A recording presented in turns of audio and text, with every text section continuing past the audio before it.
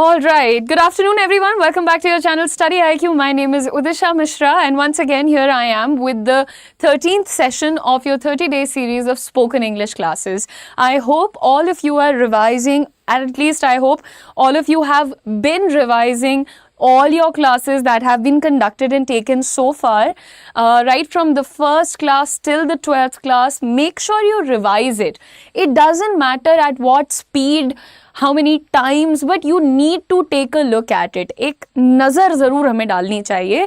जब भी हम कोई चीज़ पढ़ते हैं, सीखते हैं, तो हमें ज़रूर उसको रिवाइज करते रहना चाहिए. देखो, कितने भी आप इंटेलिजेंट हो, बुद्धिमान हो, आप कुछ बातें होती हैं जान जाते हो, लेकिन over a period of time आप दोबारा भूल जाते हो. तो वो गलती ना करें, बचें उससे.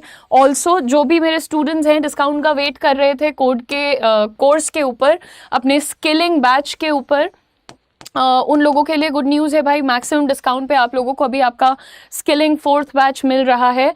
आपको कोड यूज़ करना है UM लाइव. प्रोडक्ट का लिंक आपके चैट बॉक्स में है. ये सबसे ज़रूरी सूचना होती है ताकि आप सब लोग फटाफट से अपने आप को एनरोल करा लें. And hello everyone, good afternoon, welcome back to your channel. Now I'm going to start a very interesting topic today, which is tenses in English. आपका जो टॉपिक है टेंस, ये बैकबोन होता है. चाहे आप लिखिए अंग्रेजी, चाहे आप बोलिए अंग्रेजी, चाहे आप पढ़िए अंग्रेजी, इन तीनों चीज़ों के लिए टेंसेस को समझना बहुत ज़्यादा इंपॉर्टेंट होता है. ठीक है, नींव समझते हो, जिसको आप फाउंडेशन स्टोन भी कहते हो, that is also called the corner stone. ठीक है, तो नींव होता है ये आपकी भाषा की. अब टेंस क्या होता है, कितने प्रकार का होता है, और इसको कैसे पढ़ना चाहिए. आज आपने देखा होगा थंबनेल पे पार्ट 1 लिखा है, क्योंकि कल पार्ट 2 होगा और उसमें इसके हम थोड़े से सेंटेंसेस को प्रैक्टिस करेंगे. लेकिन देखिए, एक डिफरेंस ज़रूर होता है. आपका जो राइटिंग होता है उसके लिए आपको ग्रामर ज़्यादा डेप्थ में जाननी होती है, लेकिन जो आपकी स्पीकिंग होती है उसमें कई बार लोग थोड़ा सा घालमेल कर देते हैं और वो इतना ज़्यादा नोटिस भी नहीं किया जाता. ठीक है, तो आप अभी इस सेशन में जितनी चीज़ों को पढ़ने वाले हैं, बस ध्यान से सुनिएगा. ठीक है, और हो सके तो साथ के साथ थोड़े से सेंटेंसेस को भी बोलिएगा, अप्लाई करने की कोशिश करिएगा, एट्सेट्रा. सबसे पहली बात टेंसेस के बारे में, ये एक वर्ब बेस्ड मेथड होता है. किस चीज का मेथड है? To express the time of an action. किसी भी क्रिया के वक्त को, टाइम को एक्सप्रेस करने के लिए हमारे पास जो मेथड होता है अंग्रेजी में, उसी को हम टेंस कहते हैं. ठीक है, वेरी गुड. ड्रीम IAS ने बताया है 3 टाइप्स ऑफ सेंटेंसेस. जिक्रा ने कहा है 12 types of tenses, not sentences. और दोनों का आंसर सही है. दोनों का आंसर कैसे सही है हम अभी जान जाएंगे. तो टेंसेस, सबसे पहले ज़रूरी चीज़ ये है कि वर्ब बेस्ड होते हैं. टेंस के अंदर रोल सबसे ज़्यादा किसका होता है? वर्ब का होता है. इसलिए पहले ज़रूरी है कि हम वर्ब से बात कर लें. वर्ब आपको पता है 2 तरीके की मैं आपको बताती हूँ. प्राइमरीली अगर डिवाइड करें मेन रूप से, तो 2 हिस्सों में बांटी जाती हैं. एक वो वर्ब होती है जो आपको एक्शन बताती है, और एक वो होती है जो सहायता करती है एक्शन वर्ब्स की टाइम बताने में या मूड बताने में. ठीक है, अब यहां पर तुम्हारे लिए वर्ब के फॉर्म्स को जानना हमेशा बहुत जरूरी होगा. ठीक है, क्योंकि वर्ब का फॉर्म जब बदलता है तभी वो टेंस बन जाता है, तभी वही बेसिकली टेंस होता है ना. क्योंकि अगर हम कहते हैं आई रीड, ठीक है, ये क्या आपको दिखा रहा है? फर्स्ट फॉर्म आपने यहां पर यूज किया है अपने वर्ब का, एक्शन का.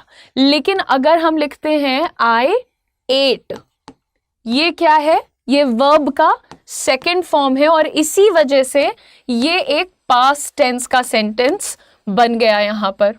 अगर मैंने यही लिख दिया आई विल स्लीप, ये आप देखिए विल लग गया है यहाँ पर, तो ये फ्यूचर में चला गया है, अभी भी रोल आपके एक प्रकार के वर्ब ने ही किया है, right. So we need to understand कि जब जैसे कई बार स्टूडेंट से बोलो कि कोई भी एक ट्रांसलेशन कर दो तो वो वर्ब के फॉर्म में गड़बड़ी कर देते हैं और वहीं पर उनका सेंटेंस भी गलत हो जाता है। तो ये गलती आप ना करें, इसके लिए सबसे ज़रूरी ये होता है बेटा कि हमें वर्ब के फॉर्म्स पता होना चाहिए, है ना। जैसे आपने यहाँ पे वर्ड देखा रीड, इसका जो फर्स्ट फॉर्म होता है वो ऐसे लिखते हैं, सेकेंड फॉर्म भी ऐसे ही लिखते हैं और थर्ड फॉर्म भी ऐसे ही लिखते हैं, लेकिन इसमें भी कुछ बदलता है। क्या? प्रोनाउंसिएशन। अगर आप बताना चाहते हैं कि मैं पढ़ती हूँ, मैं किताब पढ़ती हूँ, प्रेजेंट टेंस में हैबिट बता रहे हो, तो तुम यहाँ पर इसे रीड बोलोगे।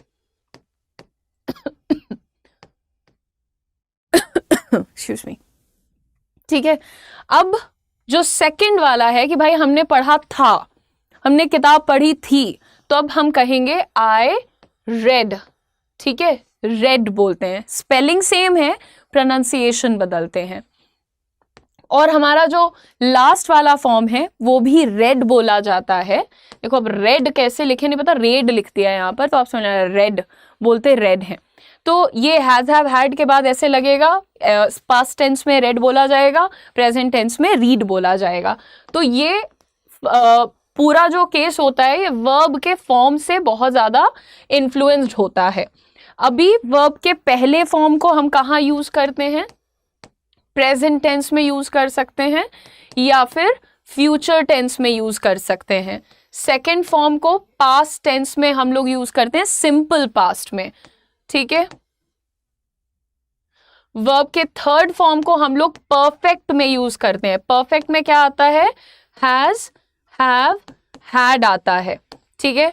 फोर्थ फॉर्म को हम बोलते हैं वर्ब का आईएनजी फॉर्म, ठीक है। ठीक है।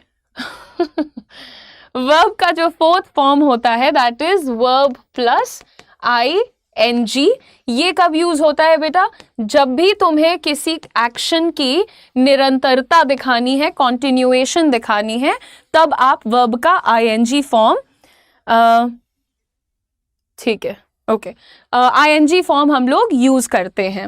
वर्ब का फिफ्थ फॉर्म क्या होता है? जब वर्ब के फर्स्ट फॉर्म में एस या ईएस लग जाता है तो ये यूज किया जाता है प्रेजेंट टेंस में, ठीक है। वो भी किसके साथ? ही, शी, इट या सिंगुलर नाउन के साथ यूज किया जाता है। अब वर्ब के फॉर्म्स क्योंकि मैं आपको कई बार पढ़ा चुकी हूं तो मैंने आपको यहां पर खाली एक ब्रीफ डिस्क्रिप्शन दोबारा दे दिया है। नेक्स्ट अगर हम बात करेंगे टेंस में जो इंपॉर्टेंट होता है वो होते हैं तुम्हारे ऑक्सिलरी वर्ब्स, ठीक है। ऑक्सिलरी वर्ब बहुत क्लियर होते हैं अपने यूज में कि भाई देखो इज है, एम है, आर है, ये कब यूज करोगे? अगर तुम प्रेजेंट यानी वर्तमान की बात कर रहे हो। वॉज है, वर है, इसे कब यूज करोगे? अगर तुम भूतकाल यानी पास्ट टेंस की बात कर रहे हो। और अगर तुम्हारे पास विल है, शैल है, इसे कब यूज करोगे? फ्यूचर के लिए यूज करोगे। सिमिलरली हैज जो है और हैव जो है ये प्रेजेंट दिखाते हैं। डू और डज भी प्रेजेंट में यूज होते हैं। हैड पास्ट में यूज होता है। एक और था डिड, पास्ट में यूज होता है। तो अपना जो ऑक्सिलरी वर्ब है और जो मेन वर्ब है, इन दोनों चीजों पर आपको अच्छा कंट्रोल स्थापित करना होगा। आपको अच्छे से इन बातों को समझ लेना होगा कि अगर मैं एक सेंटेंस में इज लगा करके बात कर रही हूं तो उसका अर्थ है कि मैं प्रेजेंट के बारे में यानी वर्तमान के बारे में बात कर रही हूं, ठीक है। तो ये जितने आपके वर्ड्स होते हैं ना, आपका मॉडल ऑक्सिलरी भी ले लो और आपका प्राइमरी ऑक्सिलरी भी ले लो और आपका एक्शन वर्ब भी ले लो, इन सभी के रूप और कौन सा वाला कौन से टेंस में फिट बैठेगा आप इसको जरूर अच्छे से समझने की कोशिश करो, ठीक है। अच्छा, यहां पे अब बात करते हैं एक बार कि टेंस कितने टाइप के होते हैं। हमारे पास होता है present tense, past tense, future tense, ये 3 टाइप के होते हैं। क्योंकि तुम जब टाइम की बात करते हो, काल, हिंदी में टेंस को काल कहते हैं। काल का मतलब क्या होता है? समय। और जब तुम समय की बात करते हो तो कितने टाइप का समय होता है? एक वो जो बीत चुका है, तो उसी को आप लोग पास्ट टेंस बोलते हैं। Time that has gone by, जो वक्त बीत चुका है, उसे आप कहिएगा पास्ट टेंस। जो अभी वक्त आपका प्रेजेंट है, नाउ के लिए आप कहते हैं प्रेजेंट टेंस यूज करने को। और फ्यूचर यानी कि येट टू कम, जो अभी आने वाला है, आया नहीं है, तो वहां पर आप इसे फ्यूचर की कैटेगरी में रख देते हैं। अब अच्छी चीज ये है कि तीनों टेंसेस को सेम 4 कैटेगरीज में बांटा गया है। ठीक है, मतलब प्रेजेंट के भी सेम 4 टाइप हैं, वही 4 टाइप पास्ट के भी हैं और वही 4 टाइप फ्यूचर के भी हैं। तो मैं चारों यहां पर लिख देती हूं। ठीक है, सबसे पहला होता है हमारा सिंपल। यहां क्यों लिख रही हूं? सबसे पहले सिंपल होता है, तो simple present, simple past, simple future. ठीक है, उसके बाद हमारे पास होता है कॉन्टिन्यूअस, उसके बाद आता है परफेक्ट, और उसके बाद आता है परफेक्ट कॉन्टिन्यूअस। ठीक है, देखो अब आपको अच्छी बातें बताते हैं।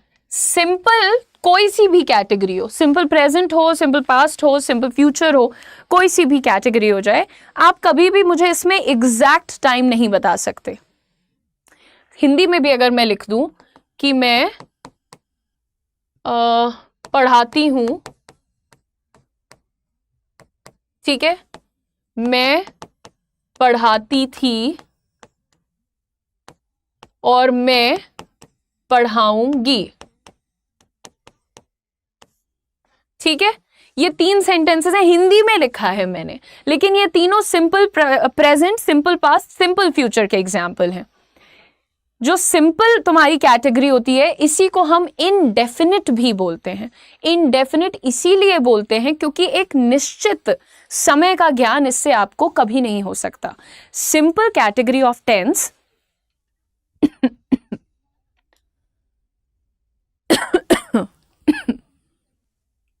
okay, I'm sorry, I think I need to drink some water.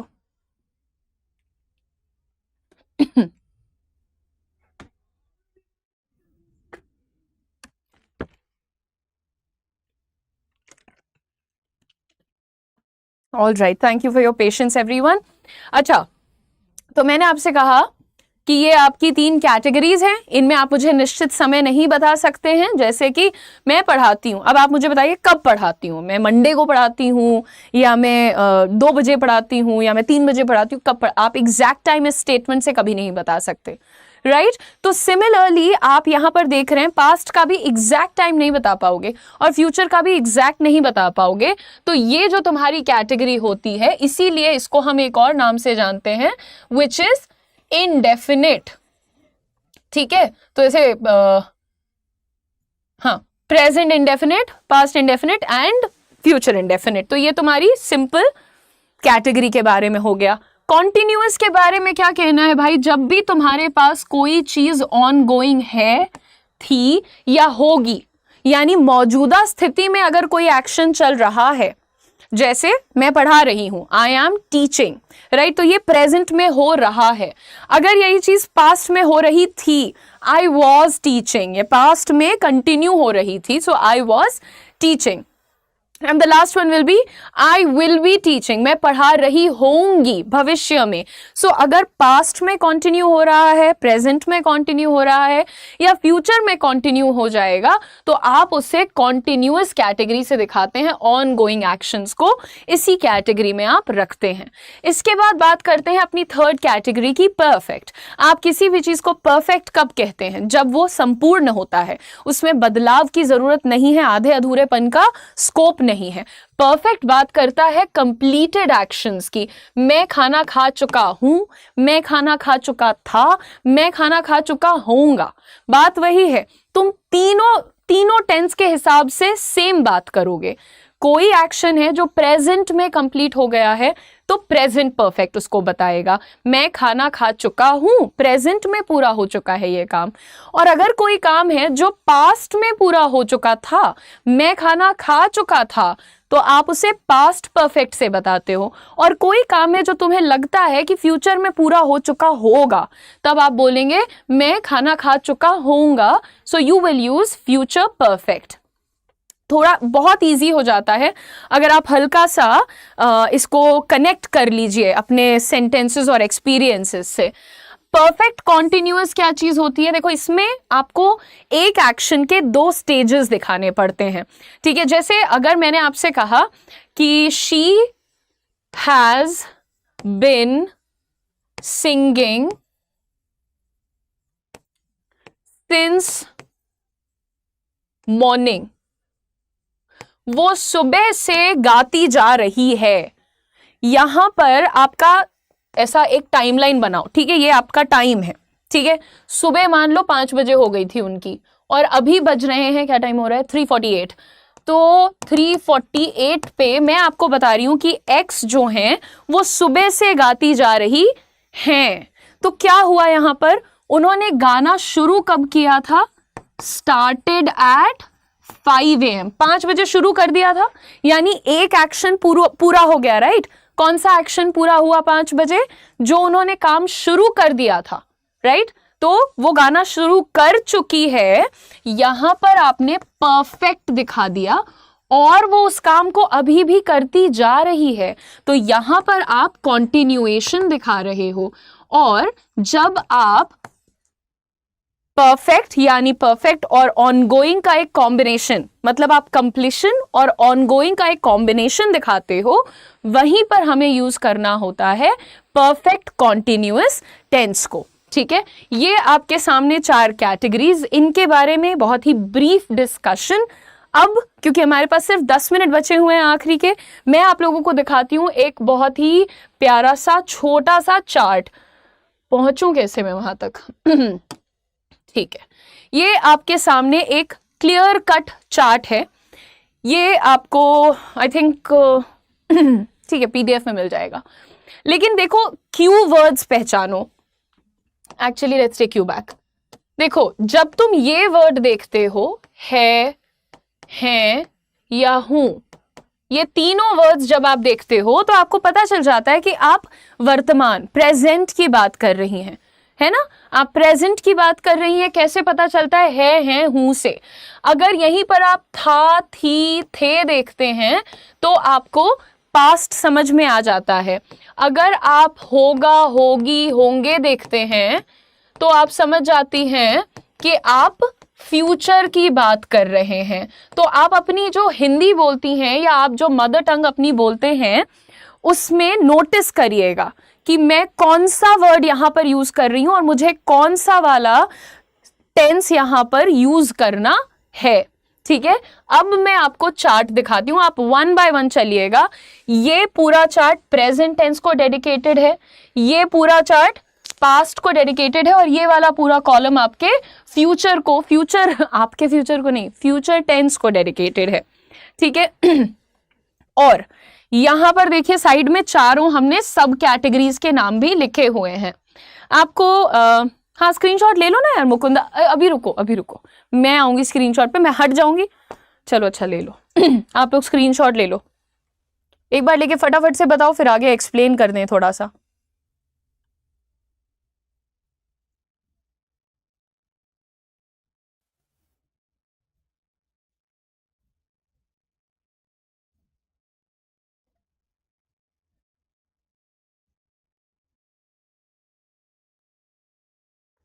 ठीक है, हो गया होगा ना अब तक? तो अब तो I have given you enough time.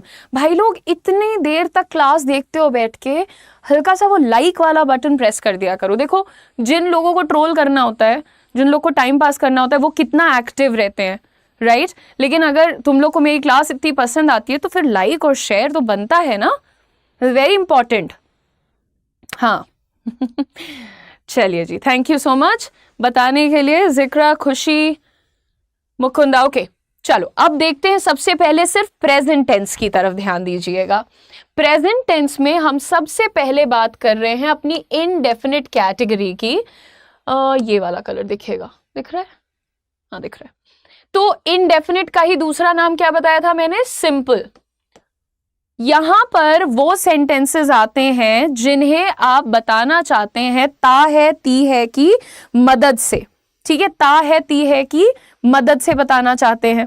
कैसे होते हैं वो सेंटेंसेस? होते हैं वो खाता है, वो खाती है, वो स्कूल जाता है, वो स्कूल जाती है, इस तरह से आप लोग बताते हैं। तो अपनी पहले कोई हैबिट लिख के बताओ मुझे जरा, जल्दी से कमेंट करो मुझे अपनी हैबिट।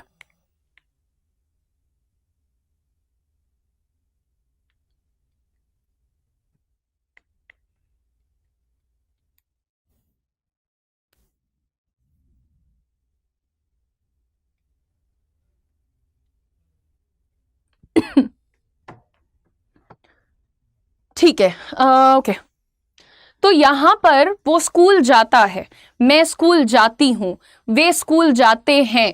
आप देखिए ता ती ती ते, डज डू। अब ये आपके पास कुछ ऑक्सिलरी वर्ब आपको ऐसे दिखा देते हैं जो आप यूज कर सकते हैं अपने इन टाइप के सेंटेंसेस को बताने के लिए। तो जैसे मुझे पुष्पा ने कहा है मुझे खाना पसंद है, मैं खाना खाती हूं। तो खाना खाती हूं आप कैसे लिखेंगे? सिंपल प्रेजेंट में आपका यही सेंटेंस बन जाएगा, सब्जेक्ट प्लस वर्ब का पहला रूप प्रेजेंट टेंस में यूज होता है, प्लस ऑब्जेक्ट। अब यहां पर एक चीज बहुत इंपॉर्टेंट है, तुम्हारा सब्जेक्ट क्या है? अगर तुम्हारा सब्जेक्ट आई, वी, यू, दे या कोई भी प्लूरल नाउन है, ठीक है, तो तुम ये सेम फॉर्मूला उठा लो। अभी पुष्पा ने कहा मुझे खाना खाना पसंद है, मैं खाना खाती हूं। ठीक, तो हम सब्जेक्ट अपना आई रखेंगे, मैं, मुझे। ठीक, आई, मैं खाना खाती हूं बोलना था ना। आई सब वर्ब का पहला रूप, खाने की अंग्रेजी ईट। आई ईट फूड, आई ईट फूड आपके सामने आ गया। ठीक है, अब आगे देखते हैं।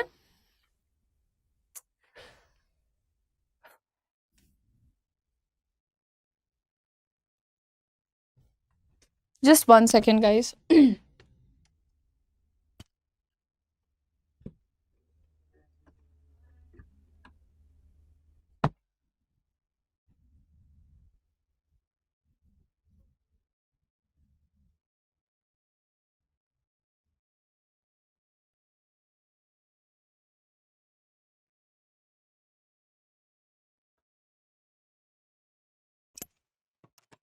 हाँ जी, माइक में अटक गया था यहाँ पे। सो एनीवे, माफ कीजिएगा फॉर द डिस्टर्बेंस।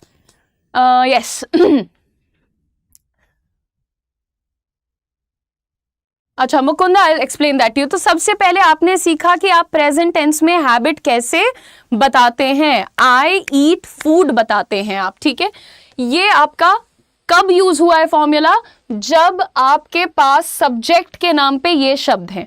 अगर आपके पास सब्जेक्ट के नाम पे इनमें से कोई वर्ड है, ही, शी, एट, या फिर कोई भी सिंगुलर नाउन है, इनमें से है, तब तुम्हारा फॉर्मूला हल्का सा बदलेगा। सब्जेक्ट वर्ब का first form with S E S plus object. ठीक है, तो ये आपके सामने आ चुका है आपके सेकेंड टाइप का फॉर्मूला। क्यों सेकेंड टाइप हो गया? सब्जेक्ट भी तो इंपॉर्टेंट है। अगर मुझे ये कहना है कि मैं खाना खाती हूं तो मैंने कहा आई ईट फूड, लेकिन अगर मुझे ये कहना है कि वो खाना खाती है तो मैं बोलूंगी शी, क्या बोलूंगी बताइए? ईट फूड। क्या मैं शी ईट फूड बोलूंगी? ध्यान से पढ़िए, टाइम कम है, we only have 2 more minutes। She eat food, क्या ये बोलना ठीक है?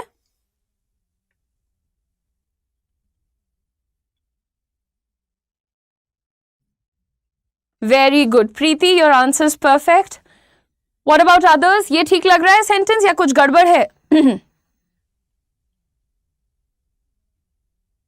Very well done Khushi, very proud of you. She eat नहीं, शी ईट्स हो जाएगा, क्योंकि ही, शी, इट और सिंगुलर नाउन के साथ हम हमेशा वर्ब में एस या ईएस लगाकर सिंपल प्रेजेंट टेंस का सेंटेंस बनाते हैं। ठीक है, तो ये आपके सामने सिंपल प्रेजेंट टेंस का पहला एग्जाम्पल हुआ। लेकिन भाई एक चीज बताओ, सिंपल प्रेजेंट टेंस में अगर मुझे ये कहना है कि मैं खाना नहीं खाती हूं, ये पता है किस टाइप का सेंटेंस है? इसको बोलते हैं अ नेगेटिव सेंटेंस, जिसमें भी ना नहीं लग जाता है, ना या नहीं लग जाता है, उस टाइप के सेंटेंस को हम लोग नेगेटिव सेंटेंस कहते हैं। ठीक है, फटाफट से लास्ट चीज बता रही हूं, आगे भी पढ़ाया जाएगा, ये टेंस की क्लास आगे मतलब सेकंड पार्ट कल होगा, तो आना जरूर है सबको। ठीक है, मैं खाना नहीं खाती हूं, आई लिखा आपने। अब लोग जनरली क्या करते हैं, नहीं देखते हैं तो नॉट लगा देते हैं, है ना, आई नॉट ईट फूड। अगर ये भी लिख रहे हो तो चलो बहुत अच्छा कर रहे हो, इतनी कोशिश भी 90% डन है। लेकिन बेटा एक और वर्ड यहां पर आ जाता है, do. I do not eat food, मैं खाना नहीं खाती हूं, मैं झगड़ा नहीं करती हूं, मैं गुस्सा नहीं करती हूं, I do not eat food, I do not fight, I do not get angry, ये आपका मैं नहीं करती हूं के अनाउंसमेंट हो गए। लेकिन डू को तुम लोग कब यूज करोगे? जब तुम्हारे पास सब्जेक्ट है आई, यू, वी, दे या फिर प्लूरल सब्जेक्ट्स। ठीक है, या फिर प्लूरल सब्जेक्ट्स हैं। अगर तुम्हारे पास ही, शी, इट या कोई भी सिंगुलर सब्जेक्ट है, ठीक है, तो इस केस में तुम्हारे पास फॉर्मूला बदल जाता है। यहीं पर अगर हम कहते हैं वह खाना नहीं खाती है,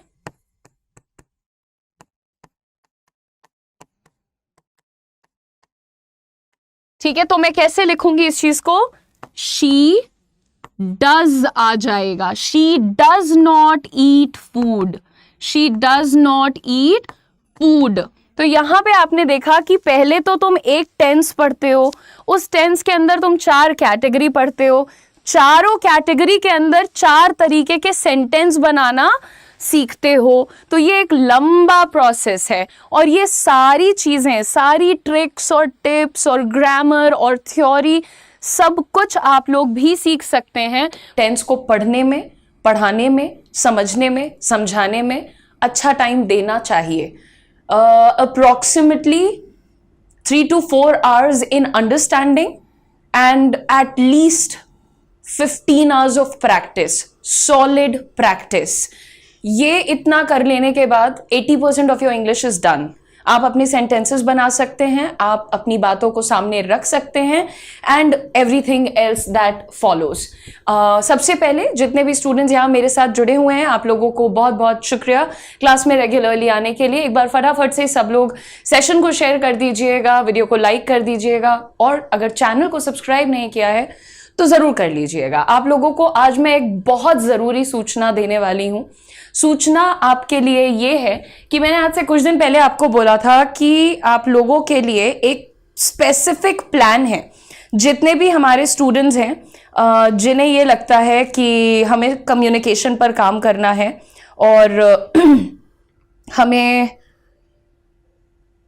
ठीक है, हाँ जी, हमें कम्युनिकेशन पे काम करना है, अपनी ओवरऑल स्किलिंग पे काम करना है, चाहे बात हो जाए AI रिलेटेड कोर्सेज की, चाहे बात हो जाए स्टॉक मार्केट ट्रेडिंग की या फिर कम्युनिकेशन स्किल्स की, सारी चीज़ों के लिए अगर हमें एक स्पॉट चाहिए तो वो कहाँ मिलेगा? End of course study IQ आपको वो प्लेटफॉर्म देगा। एंड आज आप लोगों के सामने हम आपको बताने वाले हैं सबसे पहले एक चैनल जो कि सिर्फ आप लोगों के लिए बनाया गया है, स्किल्स बाय स्टडी IQ।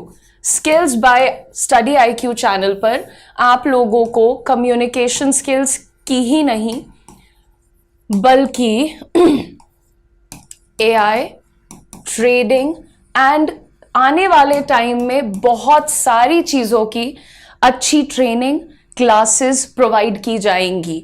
तो आप लोगों का नया चैनल जहां पर आपको throughout the year spoken English की classes, batches, series, short videos, community post, सारी चीजें मिलेंगी, उस चैनल का नाम है skills by study IQ। And I would request you to subscribe to this channel and be very active on that channel, क्योंकि आपको जैसा मैंने कहा सिर्फ टेंस ही नहीं, अगर आप वोकैबुलरी पर काम करते हैं या आप अपनी कम्युनिकेशन स्किल्स पर ओवरऑल काम करते हैं, pronunciation, fluency, confidence, personality development पे काम करते हैं, तो आपको ये मालूम होना चाहिए कि ये सारी चीजें कभी भी एक लिमिटेड टाइम में खत्म नहीं होती हैं। ये सारा कुछ एक ग्रेजुअल प्रोसेस होता है, ठीक है। ग्रेजुअल यानी कि धीरे धीरे धीरे धीरे और लगातार चलने वाला प्रोसेस होता है। जिंदगी भर आप सीखते हैं। मैं अब एक कोच हूं, I am a trainer, I am teaching people, but I still have to do my courses, I still have to read books, I still have to learn as much as I can. तभी आपको growth और success दोनों मिलता है। तो आप सभी से मेरा निवेदन है कि सबसे पहले अपने इस channel skills by study IQ को सब्सक्राइब कर लीजिए। इसका लिंक हम वीडियो के डिस्क्रिप्शन में और कमेंट सेक्शन के टॉप पे पिन करवा देंगे। चैनल को जरूर सब्सक्राइब कर लीजिएगा, ठीक है। आगे बढ़ते हैं और बात करते हैं टेंसेस की।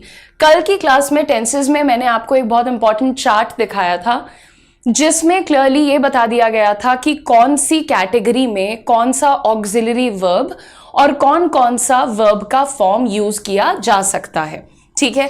आप लोगों के साथ कई बार मैंने एक फॉर्मूला शेयर किया है सेंटेंस का। एक पॉजिटिव सेंटेंस का जो फॉर्मूला होता है वो स्पेसिफिकली होता है सब्जेक्ट, वर्ब और ऑब्जेक्ट, लेकिन ये एक बहुत ही रफ फॉर्मूला है, ठीक है, रैंडम है बिल्कुल। इससे आप कभी भी समय का अंदाजा नहीं लगा पाएंगे, ठीक है, क्योंकि यहां पर वर्ब का फॉर्म हमें नहीं पता है कि हम वर्ब का फर्स्ट फॉर्म लिख रहे हैं, सेकंड फॉर्म लिख रहे हैं, थर्ड लिख रहे हैं, या फिर हम ऑक्सिलरी वर्ब कौन सी यूज कर रहे हैं, ये भी क्लियर नहीं हो पा रहा है। तो अब यहां पे टेंस पढ़ते वक्त आपको कल मैंने बताया था कि टेंस में सबसे ज्यादा महत्वपूर्ण चीज होती है आपकी verb. The most important thing that you need to focus upon is verb and both the verbs, action verb as well as your auxiliary verb. Now जब हम बात करते हैं प्रेजेंट टेंस की, तो प्रेजेंट टेंस के अंदर टोटल जितनी ऑक्सिलरी आ सकती हैं, सबसे पहले आप यहां पर लिख लीजिए। ऑक्सिलरी वर्ब्स क्या होती हैं? सहायक क्रियाएं होती हैं। तो इज, एम, आर ये यूज हो सकती हैं प्रेजेंट टेंस में। डू, डज यूज हो सकती हैं प्रेजेंट टेंस में। हैज और हैव यूज हो सकती हैं प्रेजेंट टेंस में, ठीक है। अब वन बाय वन यहां पर हम अपने सेंटेंसेस को बनाना सीखेंगे। फॉर्मूला यही रहेगा, बस इस फॉर्मूला में क्लैरिटी ये आ जाएगी कि इसमें ऑक्सिलरी वर्ब कौन सा लगेगा, वर्ब का फॉर्म कौन सा लगेगा। ये दो चीजें हमारे लिए इंपॉर्टेंट हो जाएंगी और हमें इन्हीं पर फोकस रहना है, ठीक है। सबसे पहले अगर हम बात करें तो सिंपल प्रेजेंट टेंस हमारे पास आता है, ठीक है। जब भी आपको कोई भी ऐसी बात करनी है जिसके एंड में ता है, ती है, ते हैं आता है, या फिर आप एक हैबिट की बात करते हो या किसी फैक्ट की, ट्रूथ की बात करते हो, यूनिवर्सल ट्रूथ की, जो सत्य है आपके लिए भी, मेरे लिए भी, पूरी दुनिया के लिए वो एक सत्य है, दैट्स अ यूनिवर्सल ट्रूथ, तो आप उसे सिंपल प्रेजेंट टेंस से दर्शाते हैं, एक्सप्रेस करते हैं। नाउ लेट्स सी, ता है, ती है, ते हैं। अगर मुझे इस तरीके का कोई भी सेंटेंस बनाना है, जैसे कि मैं कॉलेज जाती हूँ, मैं पढ़ाई करती हूँ, मैं UPSC की तैयारी करता हूँ, मैं वे मन लगाकर पढ़ाई करते हैं, मल्टीपल एग्जाम्पल्स हैं आपके सामने। ये सारे सेंटेंसेस बहुत आसानी से बनेंगे। इसके दो फॉर्मूलाज मैं आपको बता रही हूँ, फटाफट से नोट डाउन करिए। जब भी तुम्हारा सब्जेक्ट सिंगुलर होगा यानी एक वचन होगा, कौन कौन से वर्ड्स आएंगे? ही, शी, इट, अच्छा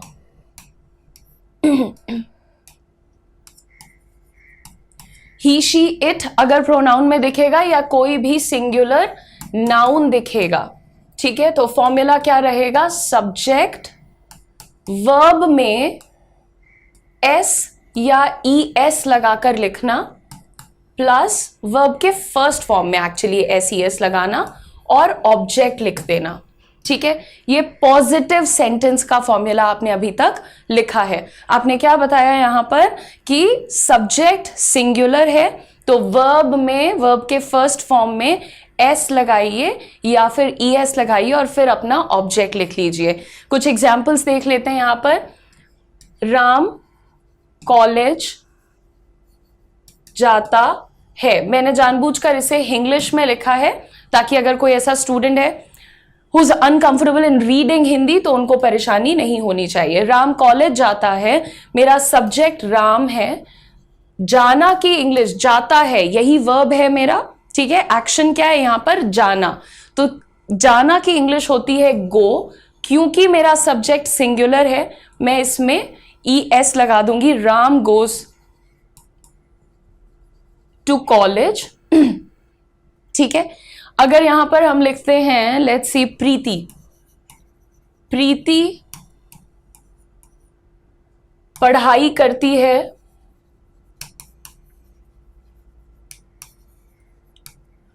तो आप कह सकते हैं प्रीति स्टडीज। पढ़ाई करने की पूरी इंग्लिश होती है टू स्टडी एंड स्टडीज। ठीक है, जब हमारे पास सिंगुलर सब्जेक्ट है तो हमने स्टडीज लिख दिया है यहां पर। तो ये आपने एग्जाम्पल देखा। अगर आपको पॉजिटिव में कोई डिक्लेरेशन करना है कि राम स्कूल जाता है, प्रीति पढ़ाई करती है, मैं खाना खाता हूं, एटसेट्रा। अभी तक आपने एग्जाम्पल देखा है सिर्फ सिंगुलर सब्जेक्ट का और सिंगुलर फॉर्मूला का। इसमें हमारे पास एक और फॉर्मूला आता है which is for plural subject. ठीक है, प्लीज ध्यान से सुनना मेरी बातों को, क्योंकि ये चीज, इनमें से काफी सारी चीजें तुम्हें शायद खुद से करनी पड़े। देखो, अगर आप बैच लेते हो तो बैच में तो मैं हर एक चीज पढ़ाती हूँ, लेकिन यूट्यूब पर आपको भी पता है, मुझे भी पता है, लिमिटेड ड्यूरेशन होती है, लिमिटेड डेज होते हैं। तो इसलिए मैं आपसे रिक्वेस्ट करूंगी, अगर खुद पढ़ने वाले हो तो चीजों को बहुत ध्यान से समझ लो। आगे के टेंसेस में ये तुम्हें खुद लागू करना है। ठीक है, अब यहां पर अगर प्लूरल सब्जेक्ट है मेरे पास तो मेरा फॉर्मूला क्या हो जाता है, सब्जेक्ट वर्ब का फर्स्ट फॉर्म, कोई एस ई एस नहीं लगाएगा, और ऑब्जेक्ट, सब्जेक्ट वर्ब का फर्स्ट फॉर्म और ऑब्जेक्ट। अगर मैं ये कहती हूं कि पूनम, सॉरी पूनम तो सिंगुलर है तो ये नहीं हो सकता। तो मान लीजिए मैं कहती हूं वे यात्रा करते हैं, वे यात्रा करते हैं। अब है लगा हुआ है यानी बहुवचन, दिस इज प्लूरल। मैं अपना सब्जेक्ट लिखूंगी दे,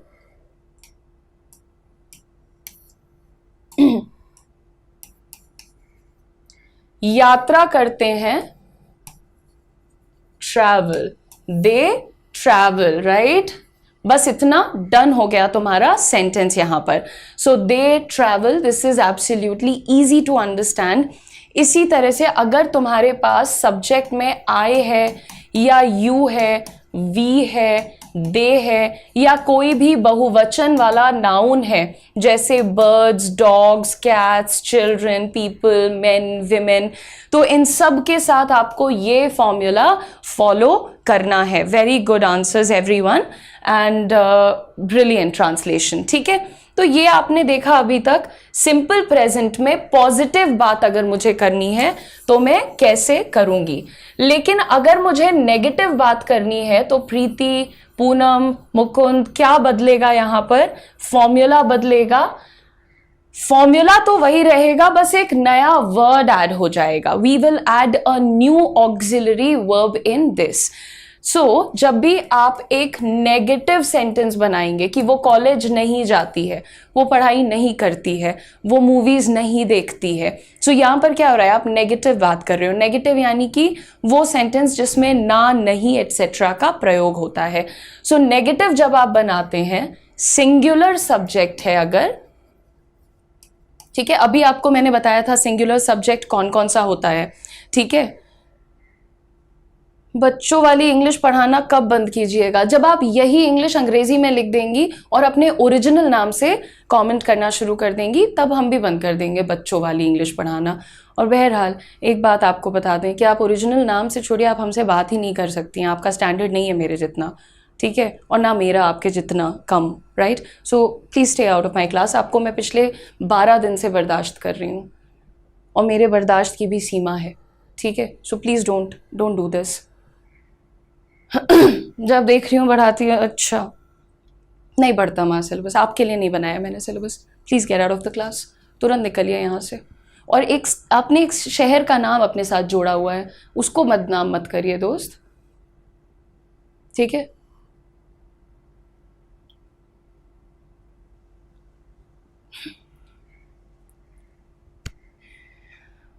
ओके चलिए नेगेटिव सेंटेंस की बात करते हैं। नेगेटिव बोलते ही कुछ नेगेटिव लोगों का आ जाना बहुत कॉमन सी बात है। तो भाग गई, तुरंत भाग गई, डांट खा के कौन भागता है ऐसे? चलो सिंगुलर मैंने आपको बताया था बेटा, सिंगुलर में ही, शी, इट बताया है ना? तो वो लिखिए भाई। चलिए आप सब्जेक्ट का, सॉरी, सेंटेंस का फॉर्मूला लिखिए। सब्जेक्ट प्लस डज आता है, और ये बात आप नोटबुक में लिख लीजिए कि सिंगुलर जब रहेगा मेरा सब्जेक्ट, मैं डज का यूज सिर्फ तब करूंगी, ठीक है? सिंगुलर जब होगा मेरा subject, only then I will use my auxiliary verb does. तो subject plus does plus not plus verb का फर्स्ट फॉर्म प्लस ऑब्जेक्ट, ठीक है? अब यहां पे मान लीजिए मुझे कहना है कि राहुल झगड़ा नहीं करता, राहुल झगड़ा नहीं करता, तो हम कैसे बोलेंगे? राहुल सिंगुलर है ना, Rahul does not fight, Rahul does not fight, ठीक है? ओके, सो राहुल, फिर आपने डज नॉट क्यों लगाया? क्योंकि नहीं दिखाना था आपको, सिंगुलर के साथ डज लगाना था आपको, ठीक है? अभी आपने सिंगुलर के लिए देख लिया है। अगर इसी को हम प्लूरल सब्जेक्ट के साथ लिखें तो क्या बदलेगा? प्लूरल सब्जेक्ट सब लोग रिकॉल करिए, प्लूरल क्या क्या बताया था? आई, यू, वी, दे, और प्लूरल नाउन्स आपकी, ठीक है? तो प्लूरल के लिए हमारे फॉर्मूला में एक बहुत छोटा सा चेंज आएगा। फॉर्मूला लिख लीजिएगा, subject do not V one object, ठीक है? Subject do not V one object, इस तरह से आप लिखेंगे यहां पर। फॉर एग्जाम्पल, अगर मुझे ये कहना है कि स्टूडेंट्स पढ़ाई नहीं करते हैं, मान लीजिए मुझे कहना है स्टूडेंट्स पढ़ाई नहीं करते हैं, ओके? अब यहां पर ध्यान दीजिएगा, स्टूडेंट्स है, छात्र प्लूरल, हैं लिखा है, यानी आप एक से अधिक की बात कर रहे हैं, तो आप लिखेंगे स्टूडेंट्स डू नॉट, और वर्ब का पहला फॉर्म स्टडी, पढ़ाई करना की, अध्ययन की अंग्रेजी होती है study. So students do not study. अच्छा, जब हम ऐसे पढ़ाते हैं तो हम कहते हैं students do not study. Do बहुत हार्ड साउंड करता है, लेकिन जब आप बोलना शुरू करेंगे तो इसका ध्यान दीजिएगा कि स्टूडेंट्स डू नॉट नहीं बोलते हैं, students do not, do not, वो बहुत लाइट हो जाता है प्रोनाउंसिएशन। और जितने भी लोग यहाँ पर ऑन अ सीरियस नोट अंग्रेजी बोलना सीख रहे हैं, उनके लिए ये समझना बहुत ज़रूरी है कि इंग्लिश के साउंड अलग होते हैं फ्रॉम योर हिंदी लैंग्वेज, ठीक है? तो कोशिश करिए कि साउंड पर भी साथ ही साथ काम करिए, वरना आप फॉर्मूला सीख लेंगे, ग्रामर सीख लेंगे, बस जब बोलने की बारी आएगी तो फिर वही होगा, आप डरेंगे, घबराएंगे। सो प्लीज़ मेक श्योर कि आप यहाँ पर बोलते भी रहें साथ में, ठीक है? चलिए, अब ये हो गया आपके सामने सिंपल प्रेजेंट का पॉजिटिव नेगेटिव। कल मैंने आपको सिखाया था कि अगर मुझे सवाल पूछना है तो मैं कैसे बनाऊंगी सिंपल प्रेजेंट में। मान लो मुझे ये पूछना है, मान लो मुझे पूछना है कि क्या वो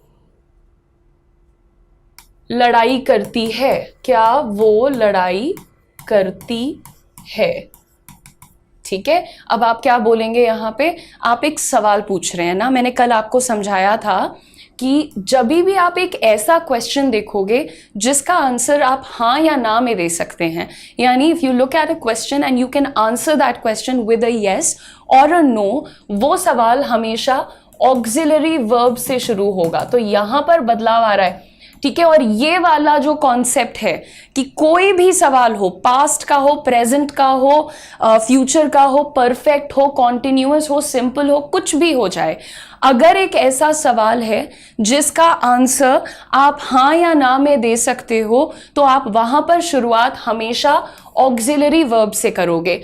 अभी आपने नेगेटिव में देखा कि हम सिंपल प्रेजेंट में कौन सी ऑक्सिलरी यूज कर रहे थे। Some great answers here, untold gaming, Ashish, Sharvari थोड़ा गलत कर दिया है आपने कॉन्टिन्यूअस कर दिया है इसको। हमेशा वो ऑक्सिलरी उठाइए बेटा जो आपने नेगेटिव में लगाई थी, ठीक है। Auxiliary verb subject plus verb first form plus object. यहां पर मेरा जो सब्जेक्ट है वो सिंगुलर है। सिंगुलर के लिए हम क्या यूज करते हैं? प्रेजेंट में, सिंपल प्रेजेंट में डज यूज करते हैं, right. So does she fight, ठीक है। ये बन गया तुम्हारा पहला क्वेश्चन, ठीक है। ओके, नाउ गाइज, अगर मेरे पास मान लीजिए एक प्लूरल सब्जेक्ट है कि मुझे पूछना है क्या वे मूवी देखते हैं, क्या वे मूवी देखते हैं ना। Way is very uncommon. हम लोग हिंदी भी जब बोलते हैं तो किसी को वे नहीं बोलते हैं, वो लोग बोलते हैं, राइट। तो शुद्ध हिंदी में वो लोग इज इक्वल टू वे इज शुद्धर, प्योरर, ठीक है। सो एनीवे, क्या वे मूवी देखते हैं, तो आप यहाँ पर सवाल कैसे ठीक करेंगे? देखिए, आपने अपना सब्जेक्ट देखना है बेटा। वे की अंग्रेजी होती है दे होता है प्लूरल। प्लूरल के लिए मैं ऑक्सिलरी डू का इस्तेमाल करूंगी। डू दे वॉच मूवीज, ठीक है। Do they watch movies. इस तरह से आपने अपना एक सेंटेंस बना लिया है। अब यहां पर एक प्रकार का सवाल हमने खत्म किया है। वेरी गुड ऐश्वर्या, राहुल, ममता, वेरी वेल डन, ठीक है। डू दे वॉच मूवीज, ये आपने प्लूरल में भी पूछ लिया। लेकिन सवाल एक और टाइप का होता है जो हमने कल आपको बताया था, WH वर्ड वाला। WH वर्ड वाला कौन सा होता है? Which needs more elaborate answer, which needs a more elaborate answer। एक ऐसा सवाल जिसके लिए एक ज्यादा एक्सप्लेनेटरी आंसर चाहिए होता है, ज्यादा एक्सप्लेनेशन के साथ वाला आंसर चाहिए होता है, उसमें हम WH वर्ड का यूज करते हैं। आप सवाल को पहले सुनिए या पढ़िए और देखिए कि क्या मैं इसका आंसर हाँ ना में दे सकता हूँ। अगर दे सकता हूँ तो ऑक्सिलरी लगा दीजिए, और अगर नहीं दे सकता हूँ तो इन दैट केस आप लोग क्या करेंगे? आप अपना WH वर्ड से सेंटेंस शुरू करेंगे। मान लीजिए मैंने आपसे यहाँ पर कहा कि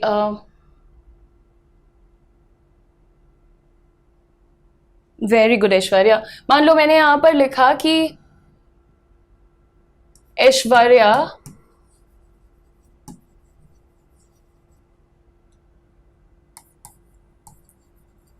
कहाँ काम करती है, ठीक है। मान लो हमने ये सवाल पूछा।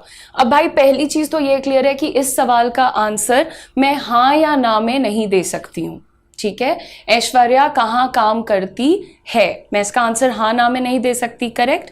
तो इसको तुरंत हम समझ गए कि यहां पर हम WH वर्ड का फॉर्मूला यूज करेंगे। WH वर्ड प्लस डज लगाएंगे क्योंकि सब्जेक्ट सिंगुलर है, ऐश्वर्या सिंगुलर है, correct. So WH word plus does plus subject plus verb का फर्स्ट फॉर्म, और अगर ऑब्जेक्ट है तो वो। तो ट्रांसलेशन क्या हो जाएगा यहां पर? Translation would be where does Aishwarya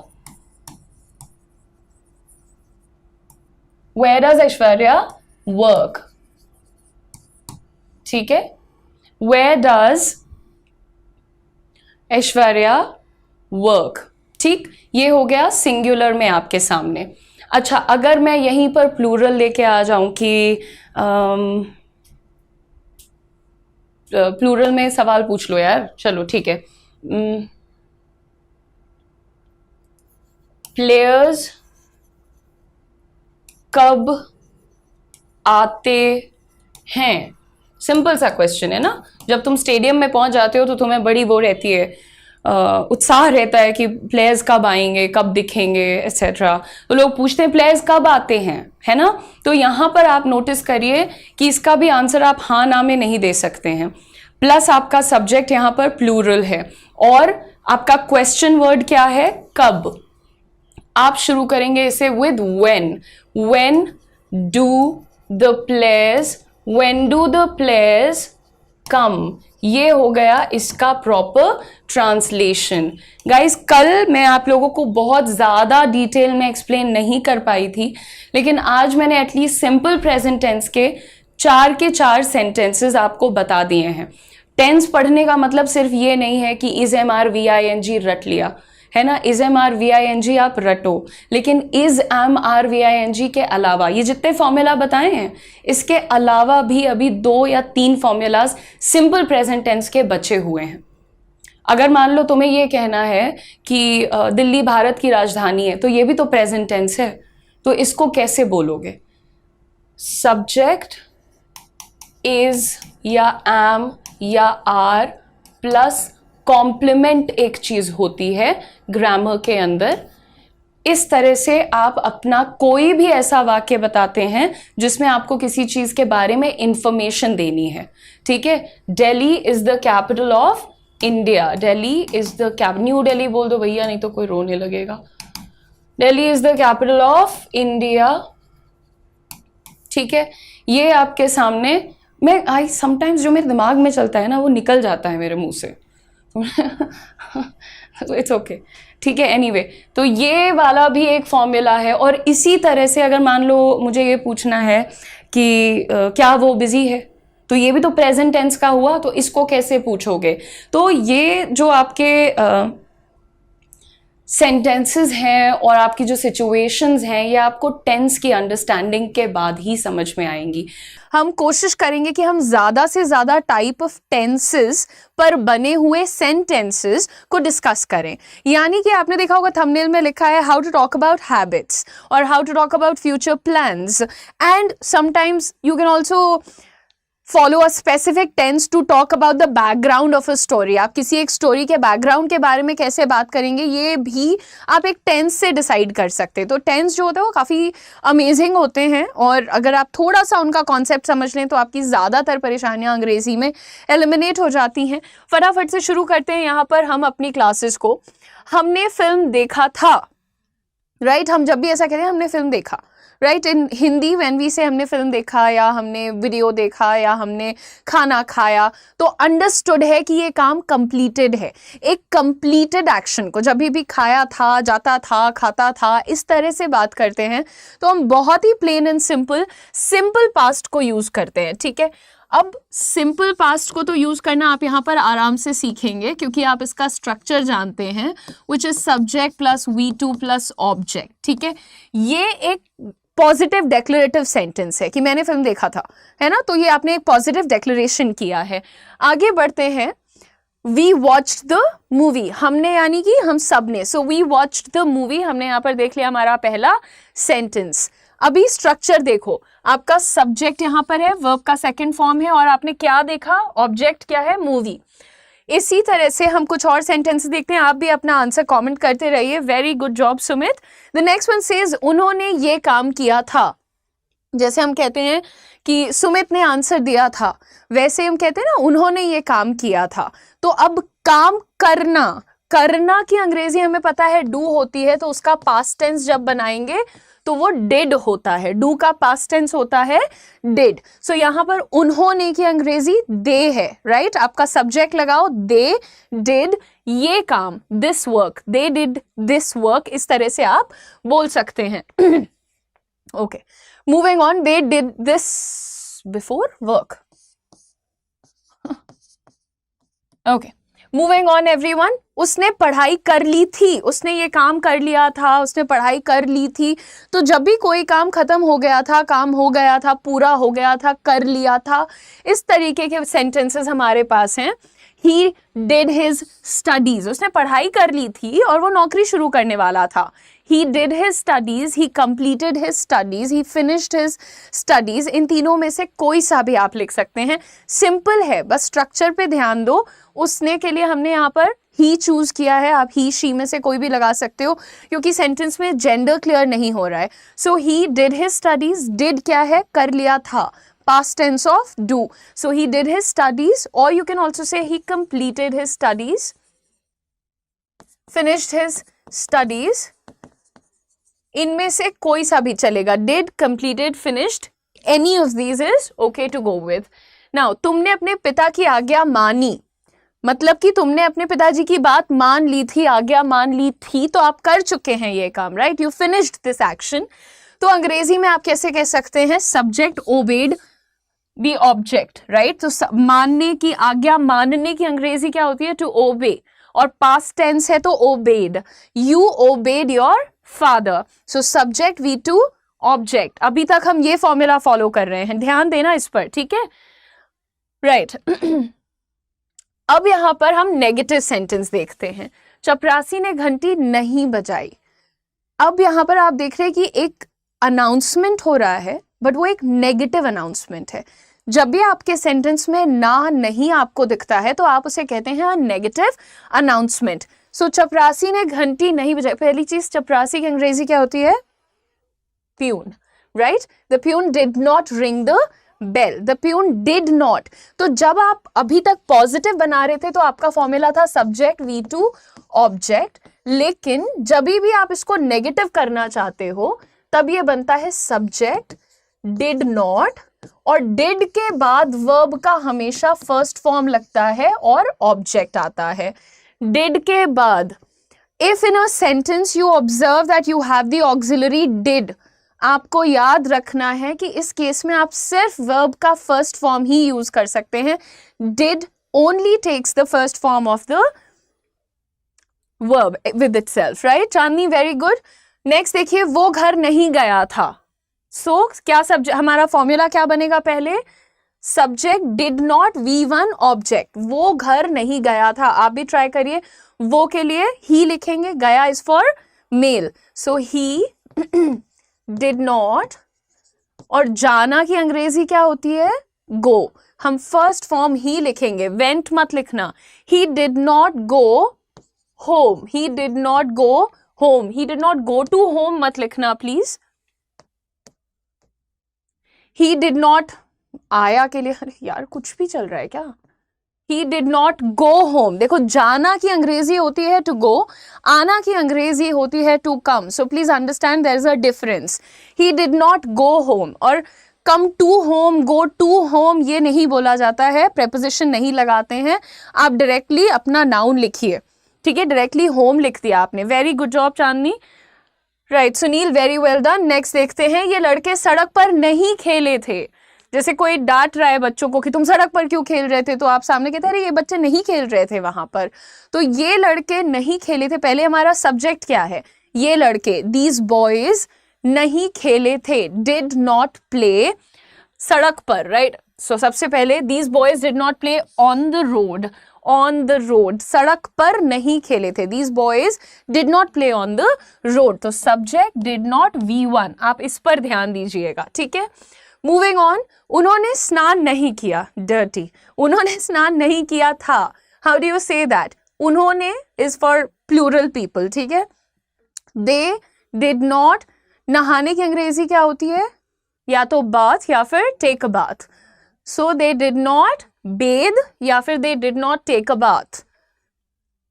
हाँ जी, वेरी वेल डन। सबसे पहले देखिए, he did not bath, I would rather go with bathe. He did not bathe.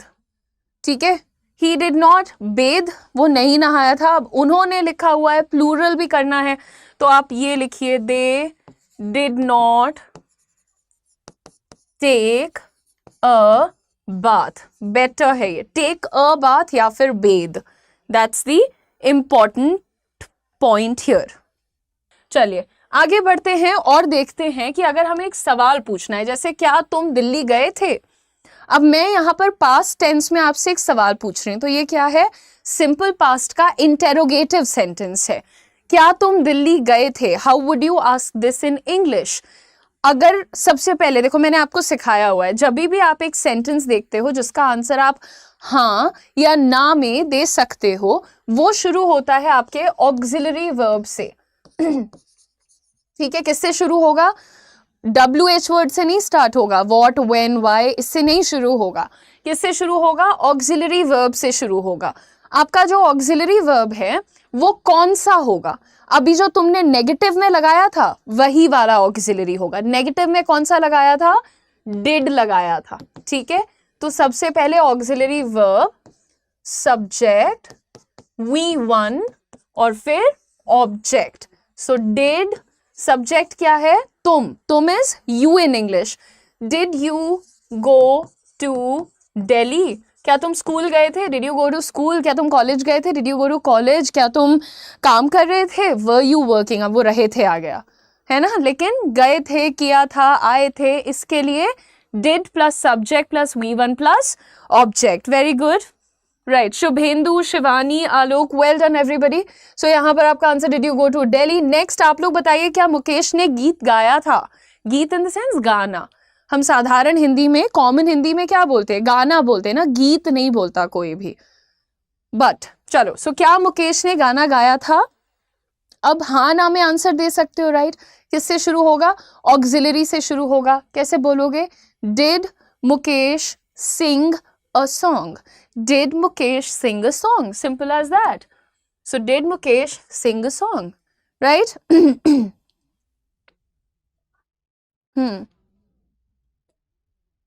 चलिए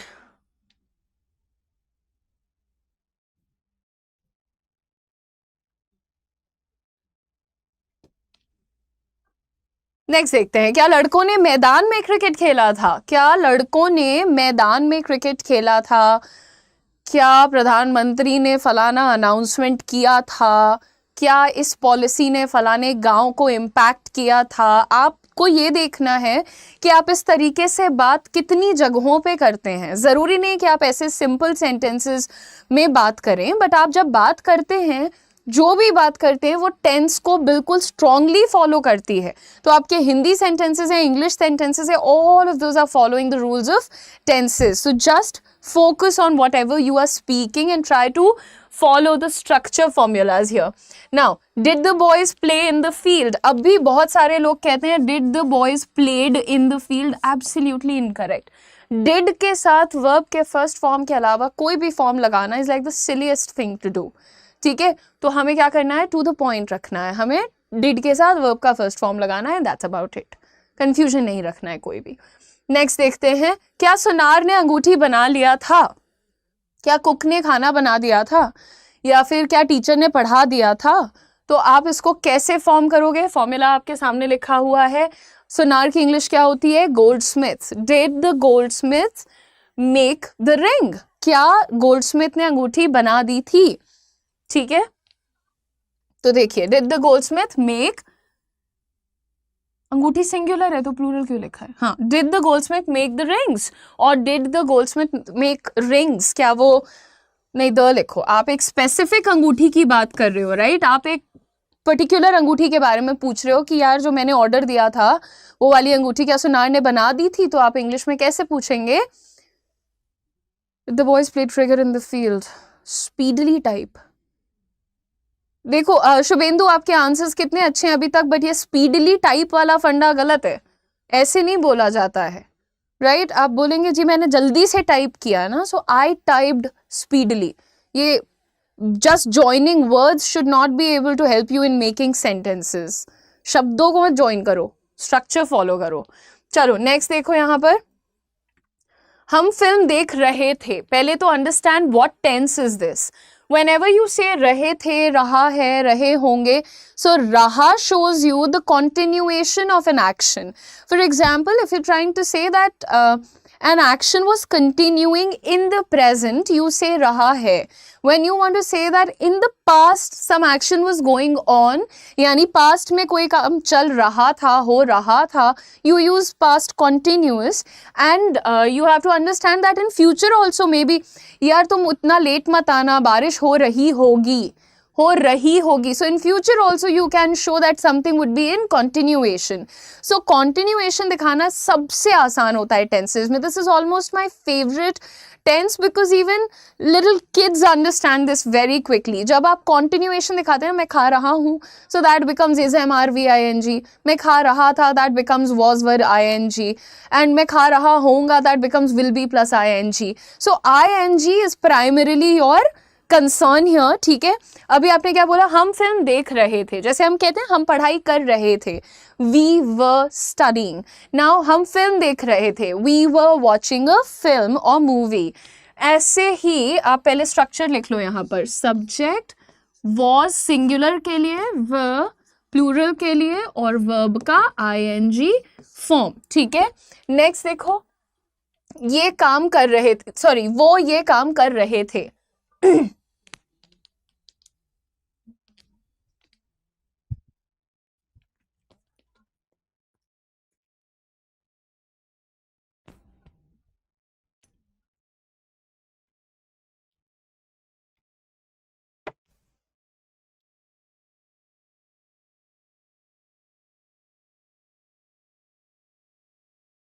राइट मनीषा, गुड ऑब्जर्वेशन. आगे बताइए. Very good. Yash Upadhyay. Brilliant. I think he's the first one to give me the answer. They were doing this work. ये काम, बार बार आप ध्यान दीजिए, काम is work, right? अब ऐसा होता है, जैसे मुझे अगर ये कहना होता है इन हिंदी ऑल्सो कि अरे ये तो वो कर रहे थे. जैसे किसी ने आके पूछा, यार ये यहाँ पे सारा पानी किसने गिरा दिया, तो हम बोलते हैं अरे ये तो वो कर रहे थे, या ये तो ईशान कर रहे थे, या फिर ये तो शेखर कर रहे थे. तो ये क्या हो गया यहाँ पे, ये कर रहे थे, ये काम कर रहे थे. We don't speak like this, right? तो in English also we can say they were doing this. ऐसा वो कर रहे थे, ये वो कर रहे थे. बट क्योंकि हम ट्रांसलेशन कर रहे हैं, रिटन में देख रहे हैं, थोड़ा ज़्यादा क्लियर रहेंगे. So we are writing they were doing this work. Moving on, we have the next one. वो पढ़ाई कर रहा था, he was studying. Pretty simple to understand. I think इसमें तो बिल्कुल टाइम ज़ाया नहीं करेंगे. He was doing his studies. Wow, वो पढ़ाई कर रहा था को थोड़ा सिंपल करो भाई. ही was studying, simple is that. Reading ना बोलिएगा प्लीज. पता नहीं क्यों लोग बोलते हैं ही वॉज रीडिंग. पढ़ाई करना इज लाइक अध्ययन करना, अध्ययन करना is studying. And when you say reading, that talks about word by word reading of something. एक एक शब्द को पढ़ना. सो एक एक शब्द आप कब पढ़ते हैं? जब आप किताब, नॉवल, न्यूज़पेपर, मैगजीन ऐसा कुछ पढ़ते हैं. So understand there's a difference between studying and reading. नहीं, आगे देखते हैं. तुम अपने पिता की आज्ञा मान रहे थे. ये बताओ, ये मैं आपको पढ़ा चुकी हूँ अभी सिंपल पास्ट में. आज्ञा मानना की अंग्रेजी बताई थी मैंने आपको. फटाफट से आंसर दीजिए मुझे.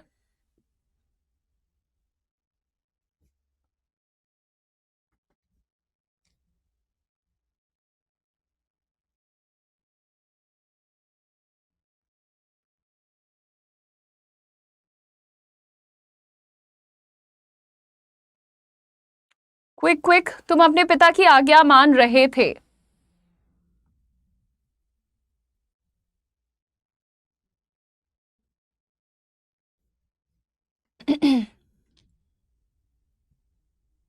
ये भी गलत नहीं है, बट अननेसेसरी है. इतना करने की जरूरत नहीं है.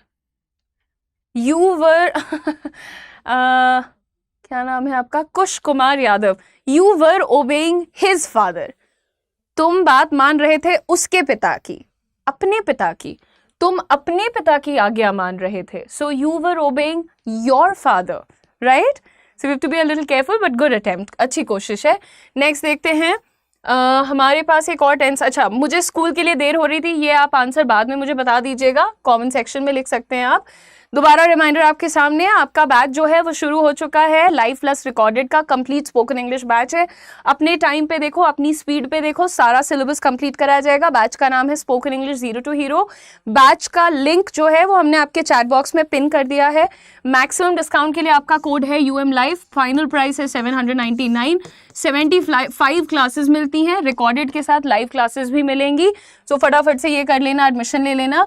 अब यहाँ पर एक बहुत इंपॉर्टेंट चीज़ है मुझे आपको सिखानी। जैसे अभी आपने क्या किया, आपने सीखा कि पास्ट सिंपल कैसे बनाते हैं, फिर पास्ट सिंपल का क्वेश्चन कैसे बनाते हैं, पास्ट सिंपल का नेगेटिव कैसे बनाते हैं। अब यहाँ पर देखिए, तुम किसको पढ़ा रहे थे। अब ये एक डिफरेंट टाइप ऑफ क्वेश्चन आ गया आपके सामने। यहां पर आपको रुक के पूछना है, can I answer this question in yes और नो। क्या मैं इस सवाल को हाँ या ना में आंसर कर सकता हूं। Well let me tell you, नहीं कर सकते। तुम किसको पढ़ा रहे थे। मैं उदिशा को पढ़ा रहा था, या मैं खुशी को पढ़ा रहा था, एटसेट्रा, राइट। तो अभी यहाँ पर आपका हाँ ना में आंसर नहीं आ रहा है, आपको थोड़ा एक्स्ट्रा आंसर देना पड़ रहा है, एलैबोरेट आंसर। तो जब तुम हाँ ना में आंसर नहीं कर सकते, तो वहां पर तुम्हारा सेंटेंस शुरू होता है WH वर्ड से। WH वर्ड मैं आपको पढ़ा चुकी हूँ, राइट। प्लेलिस्ट में मिल जाएगा वीडियो। कौन से वर्ड्स आते हैं, हु, वॉट, हुम, वेयर, वाई, एटसेट्रा, जितने भी WH होते हैं, प्लस हाउ, ठीक है। सो WH वर्ड रहे थे है, this is past continuous. So WH word were for you, I and plural, या फिर he, she, it के लिए was, subject plus we, ing plus object। तो यहां पर क्या बन जाएगा, whom were you teaching। Wow Anchal, brilliant बेटा, very good job. So who was ये हिंदी में प्रॉब्लम है कि इंग्लिश में प्रॉब्लम है। गजब ट्रांसलेशन भाई। इसका सही आंसर ये नहीं था जो आपको दिख रहा है, ये मैं आपके लिए दोबारा लिख दे रही हूं। तुम किसको पढ़ा रहे थे, यानी तुम टीचर हो और जिसको तुम पढ़ा रहे थे उसका नाम तुमसे पूछा जा रहा है। सो the question would B whom were you teaching, whom were you teaching, ठीक है। नेक्स्ट देखते हैं, क्या तुम दिल्ली जा रहे थे। अब दोबारा चेक करो, इसका जवाब आप हाँ या ना में दे सकते हो, बिल्कुल दे सकते हो। क्या तुम दिल्ली जा रहे थे, हाँ मैं दिल्ली जा रही थी। क्या तुम दिल्ली जा रहे थे, नहीं मैं नहीं जा रही थी। सो द पॉइंट इज, जब तुम हाँ ना में आंसर दे दोगे तो ये किससे शुरू होगा, ये शुरू होगा ऑक्सिलरी वर्ब से। वर या फिर वॉज लगाइए, सब्जेक्ट लगाइए, VING लगाइए और ऑब्जेक्ट लगा दीजिए। So the question would be, were you going to Delhi, right. Were you going to Delhi, very good Vivek. Were you going to Delhi आपका ट्रांसलेशन आपके सामने है। अब आज हमने यहाँ पर सिंपल पास्ट पढ़ा है, सिंपल पास्ट का नेगेटिव पढ़ा है, सिंपल पास्ट का इंटेरोगेटिव पढ़ा है, हमने फ्यूचर पढ़ा है, नहीं फ्यूचर नहीं पढ़ा, हमने पास्ट कॉन्टिन्यूस पढ़ा है और पास्ट कॉन्टिन्यूस में इंटेरोगेटिव पढ़ा है, राइट। था फ्यूचर भी, बट क्योंकि टाइम लिमिटेड होता है यूट्यूब पे, तो यहाँ पर मुझे क्लास अभी वाइंड अप करनी पड़ेगी। लेकिन मैं एक काम कर सकती हूँ कि मैं आप लोगों को ये PDF दिलवा दूँ।